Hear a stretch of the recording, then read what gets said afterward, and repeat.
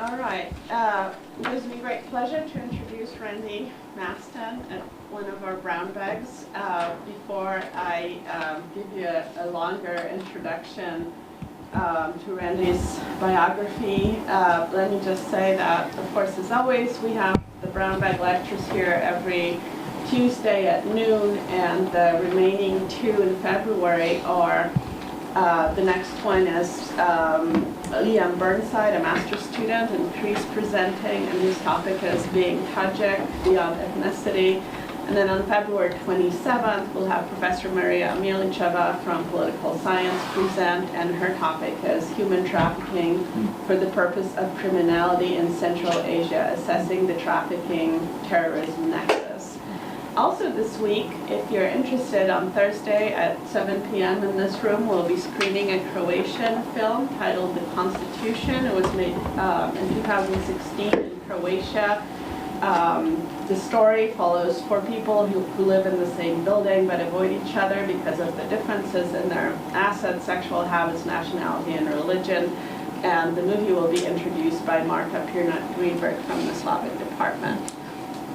So this is our plan for February, and also there's still a little bit of time, but I'd like to advertise the Cree Spring Festival. This is on Sunday, March 4th, at the Carnegie Building on 9th Street from 4:30 to 7:30 p.m.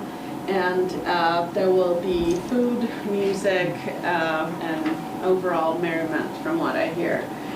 So. Randy, we're very happy you're here. Randy Masten is a retired Army Foreign Area Officer and the Assistant Director in the Office of Graduate Military Programs. A former instructor at the Fort Leavenworth Command and General Staff College, Randy has an MA in Russian and Eastern European Studies from KU and a master's degree in military history from the CGSC. He's currently a doctoral candidate in history at KU. And the topic today is Somalia between the USSR and the West, 1960-1991. Thank you for coming. Well, thank you. And I know almost everyone here, so it's nice to see it. Makes the presentation go a little bit easier for me. So. Okay, I start this off in 1960, and the reason that I've gone with Somalia is my dissertation is looking at the United Nations peacekeeping operations in Somalia from 1992 to 1995. And with that comes the question, how did they get as many weapons as they had to take into their own civil wars and then eventually turn against UN forces. And it all starts in 1960. It was the year of independence across Africa. You have 17 regions, areas become colonies, become their own countries in that year. It's basically because of agreements made following the conclusion of World War II. Among those is Somalia, and Ethiopia obviously had been an empire since the 13th century, so, but which I'll also be talking about. But they're on the Horn of Africa, out on the right-hand side. In case your African geography is a little rusty, I'll be talking about primarily the Horn of Africa there, Somalia and Ethiopia primarily, a little bit about Djibouti and Kenya. And so why Somalia? I touched it briefly, but as to why it's of interest to me, but why was it of interest to the Soviet Union and to the United States? So really the East-West rivalry. Primarily the Suez Canal, water rights, the ability to transit through those areas and in those areas when the Suez Canal was shut down. It's just a vital region, and has been for most of recorded humanity. Somalia, like I said, gained its independence in 1960. It was striving immediately after its creation to become the Greater Somalia, and you notice the 5 points on the star. That is, it includes the Ogaden region of Ethiopia, which is a major region, major conflict point even today. the northeast province of Kenya, as well as Djibouti, and then you have the Somalia proper, which was formed out of the Italian and British colonies and protectorates. Okay, so when Somalia is initially formed in 1960, the modern country of Somalia, it tried to remain neutral. You had Haile Selassie off on the western part in Ethiopia, openly favoring the United States at this point, and he's aware that Somalia has these irredentist claims in the Ogaden region, and so he increases his pressure on the United States to get more armaments. We give him the new F-5 fighters as part of an agreement. Soviets are aware of this and are also in the area looking for basing rights for their fleets and aircraft. And so they provide infrastructure support to Somalia in the forms of a hospital, several schools, and a radio station in Mogadishu that, as you go forward, it's a primary focal point for when the U.S.-UN operations are going on in Mogadishu years later. But it was looking to anyone that would give it what it wanted without compromising its sovereignty. It was very afraid of becoming another colonial subordinate again. But in '63, the Soviets signed a military agreement with Somalia. Because of that agreement, they were going to get military aid, military equipment. So Ethiopia thought they would get the upper hand before that equipment was delivered and actually invaded the border region of Somalia to keep the Ogaden secure. As the U.S. and the Soviets begin sending military aid into these countries, they see it escalating because neither side is listening. Ethiopia is having its own stress at this point with the Haile Selassie regime. They're not listening to the demands of the United States. The Somalis aren't listening to the claims and requests of the Soviets to just leave these land disputes for a later time and basically settle them diplomatically, not in a war. In '67, you have the Six-Day War, where Israeli forces occupy the Sinai Peninsula. In doing so,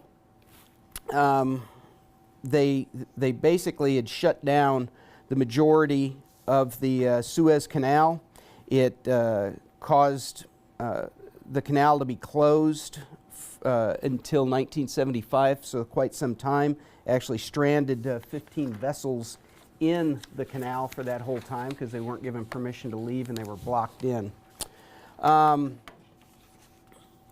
So in '68, Russia begins delivering MiG-21s to the Somalis to counter the F-5s that the U.S. had given them. So we see both sides are arming themselves. They're aligning more and more clearly. While the U.S. is providing non-military aid to Somalia, and the Soviets are providing some military aid, but primarily non-military aid to Ethiopia, it's becoming more and more polarized. In '69, things start to heat up. You've got the assassination of the president of Somalia, Shermaki, killed by his bodyguard, apparently over a personal grievance. However, it sent the country into chaos. They had the traditional mourning period. At the end of that mourning period, at 3 a.m. in the morning, Sid Barre stages a bloodless coup. He declares his action a Marxist-Leninist revolution, immediately looks to the Soviet Union for assistance. An interesting fact here is that Henry Kissinger, on October 20th, a day before Barre staged his coup, claimed or told President Nixon that an army takeover in the near future is not likely. The possibility remains, however, that there will be some intertribal fighting if the assassin turns out to be from a major tribal group opposed to Shermaki. That was not true. He also said The National Assembly will elect a new president within 30 days. All leading candidates are pro-Western and would probably continue Somalia's ties with the West, as well as a conciliatory policy toward Ethiopia over the disputed border. So you see within 24 hours, less than 24 hours, our best intel estimates were proven 180 degrees out from the truth. And there's his comments.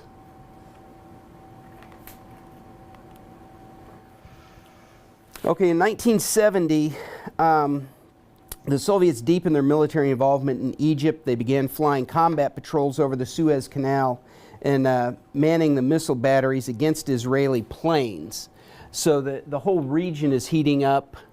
1971, the India-Pakistan War causes an increase in the size of the Soviet presence in the Indian Ocean.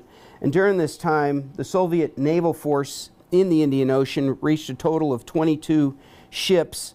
45% of these were major combatants and submarines. So in response, the United States, of course, we send our Navy to meet the Soviet Navy wherever they happen to be in the world. But in 1972, Egypt decides that they're just siding with the United States. They are not happy with the Soviets. They believe that they're stoking the Somalis to invade the Agaden. They don't believe that they're not. They throw and so they are in communications with Egypt and other countries. Egypt surprises everyone, throws 20,000 of these Soviet advisors out of their country with 2 weeks' notice. You have 2 weeks to pack up and get out. Gromyko visits Somalia, and so almost on the heels of that, within 2 weeks, they start sending a lot of these advisors to Somalia, okay, which further annoys Ethiopia because they're like, you guys are already causing war. You're providing our enemy with aid. So the Soviets get basing rights to the port of Berbera. They start to expand it. It's a deep sea port, so they start to move their ships in there. And prior to the establishment of the facility at Berbera, Soviet warships had a maximum of 6 months in the Indian Ocean before they had to return home. However, within a year, they were able to sustain year-long ship deployments in the region. And in return for getting this port, they increased military aid to Somalia.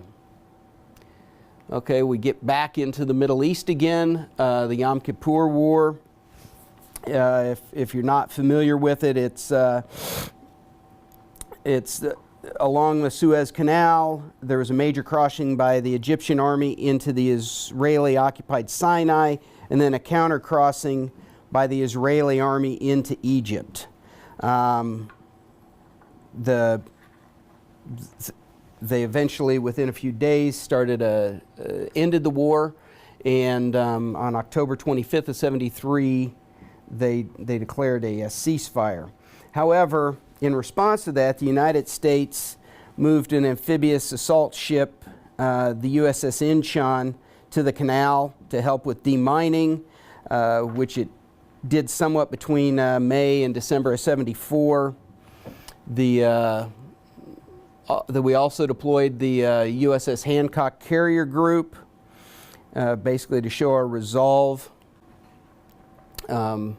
Along Berbera, the Soviets built a 10,000-foot runway to accommodate their largest bomber, the Bear. There's a photo of it. This allowed it to basically have coverage over the entire Indian Ocean. They could come in there, they could land, they could refuel, resupply, keep crews at that station and swap them so they could fly as much as they wanted or needed to around the Indian Ocean. Okay, Selassie had been having problems in Ethiopia, and you have a rise of Mengistu Haile Mariam. He overthrows Selassie, and what's known as the Dirge comes to power, also in a Marxist-Leninist coup. He also turns to the Soviets right away. The Selassie dynasty, the Solomonic Dynasty had been around since the 13th century. It wasn't a clean coup like Somalia. What you had instead was basically a civil war. A bunch of different factions vying for power. The Derg had control of the military, but there were a lot of insurgencies. You also had, let me back up there, you also had Eritrea trying to break away, Djibouti trying to break away, which had been French Somalia. They're along the coast on the north. And if they both break away, which they eventually do, but much later, it leaves Ethiopia landlocked. So they were trying to fight against that. An interesting thing about Mengistu is that he was sent to the United States and trained at Fort Leavenworth as part of a military exchange program prior to overthrowing his government. And he also went to Aberdeen Proving Grounds in Maryland for training.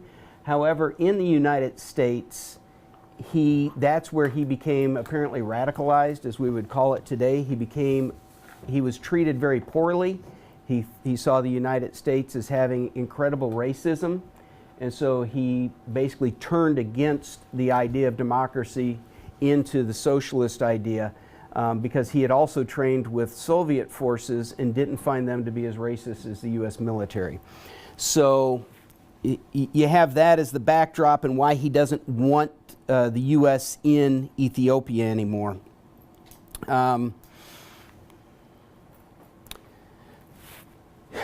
By 74, the CIA were saying, hey, there's 1,500 Soviets in Somalia and some 700 other advisors. They had also sent them SA-2 rocket systems, basically giving them a dramatic edge over the Ethiopians. Their military had grown to 17,000 soldiers and had a whole bunch of Soviet bloc weapons.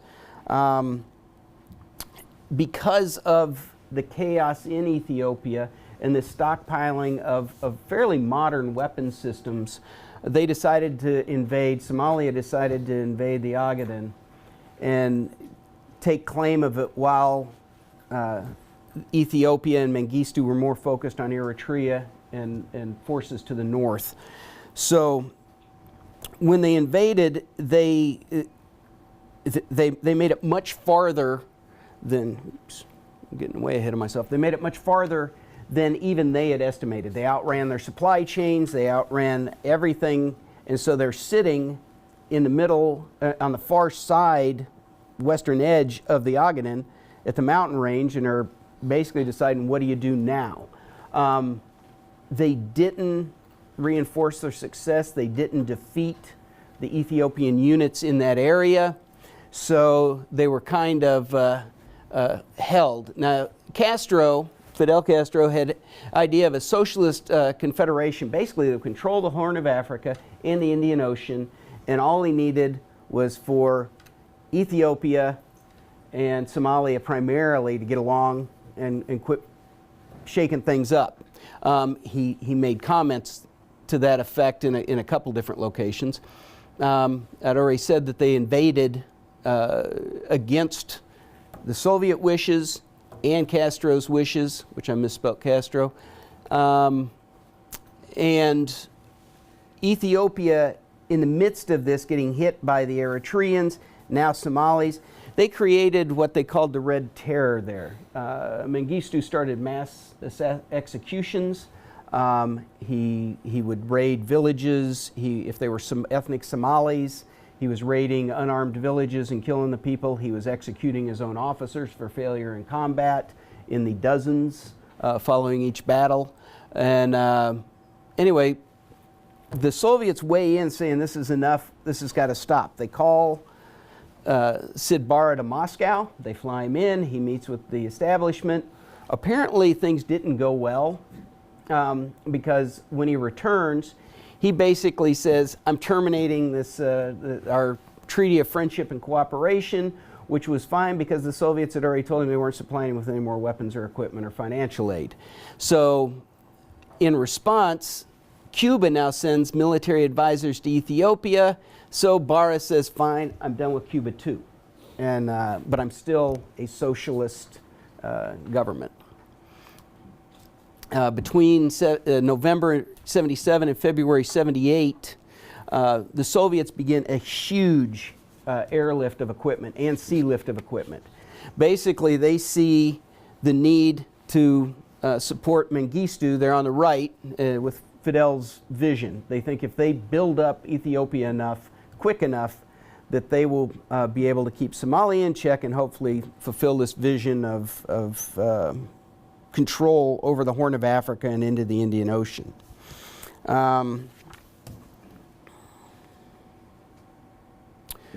So the Soviets take 15,000 Cuban soldiers and put them in Ethiopia. About half of them were already in Angola, but they airlifted them in. And there's some declassified CIA documents that believe that this whole operation was basically training on force projection as much as anything else for the Soviets. While they did put an awful lot of money in it, and that's the counter opinion, they put so much money, so much equipment in there, it's more than just training. But at the same time, the rapid deployment of these forces is what they believe they were testing, since they were going to give it to them anyway. The Carter administration became at odds over Somalia. You had Brzezinski. He was arguing that the United States needed a bold response and that it could not let Somalia get away with intervention in the Horn, or else it would become emboldened across Africa. But then you also had Cyrus Vance. He was arguing that the Soviets were just taking advantage of an opportunity and they wouldn't jeopardize the ongoing détente and bilateral relationship with the United States.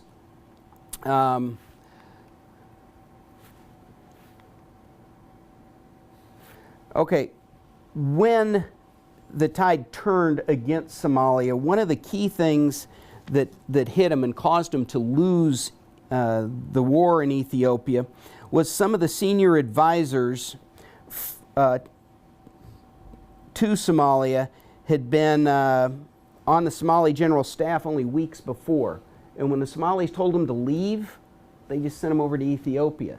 So they knew their order of battle, they knew the battle plans, they knew the strength of units, they knew the disposition of units, they knew a huge amount of information to include personalities within the military. And they used that to their own end. Also, the Soviets began to deliver the BMP-1, which is an infantry fighting vehicle, which was at this time one of the best fighting vehicles in the world, arguably as good or better than most of what we had. The Somalis gave it the nickname the Moving Castle because it had machine guns, heavy armor. They had nothing that could defeat it. So they were now fighting the moving castles, and they decided that they may as well just agree to the truce, look for U.S. assistance, because the U.S. and the Carter administration were unwilling to help them unless they agreed to stop this land war with Ethiopia.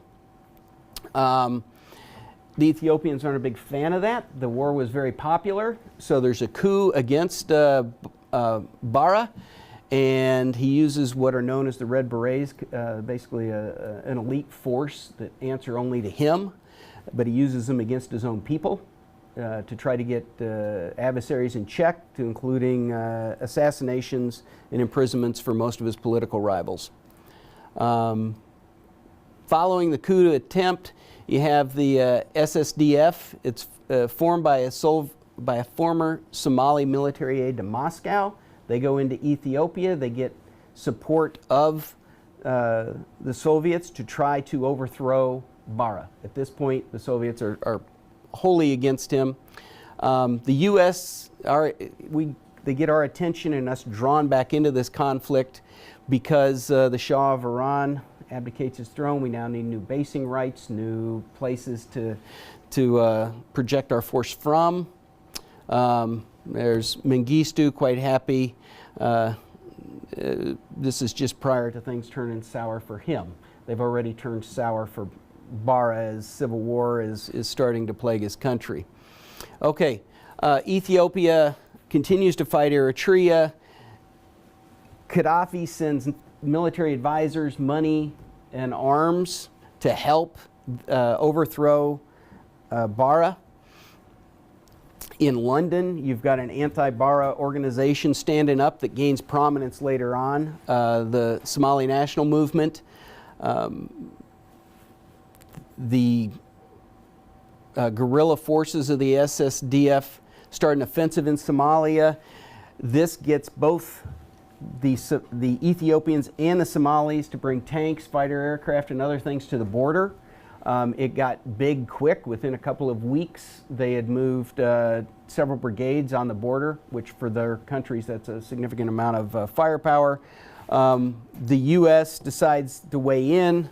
President Reagan says that we have to have a strategy in the Horn of Africa that is going to benefit the United States and our strategic goals.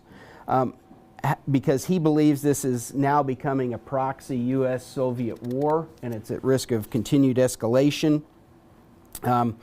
He wants to make Somalia able to defend itself against Ethiopia and Libya, but he also does not want the commitment of U.S. troops.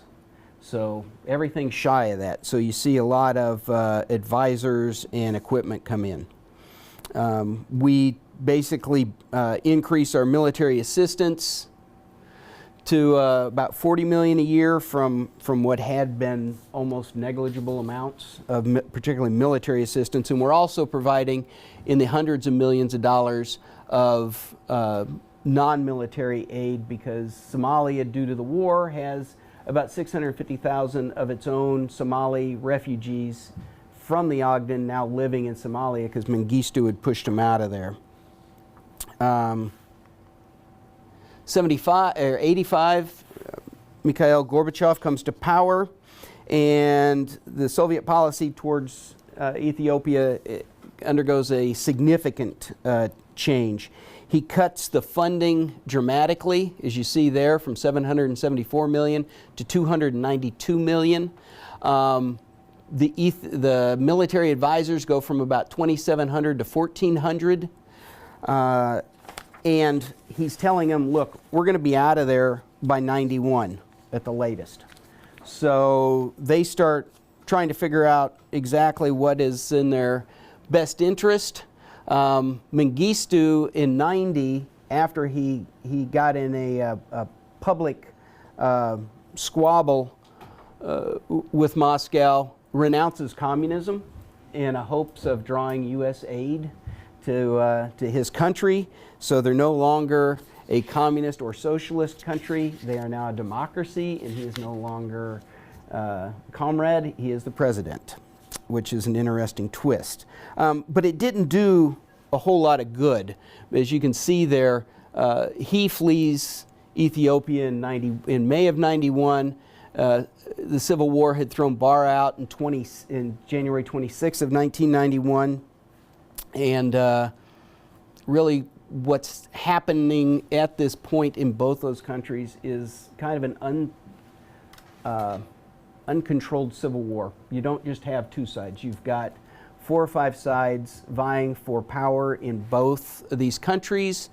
If you remember back to this time, this precipitates and is in the midst of significant famine across the country that killed millions. Sally Fields, for those of us that are old enough, remember the Ethiopian commercials about what was going on there. But the problem was these groups then break down, have control of the portions of the military, and they try to control the food supplies that are coming in. And that's where the next step in this would be UN intervention in humanitarian relief missions to stop the famine. And we thought it was all going to be happy and everybody was going to get along just great in 91, and I guess we did for a little while, but that's where we're at.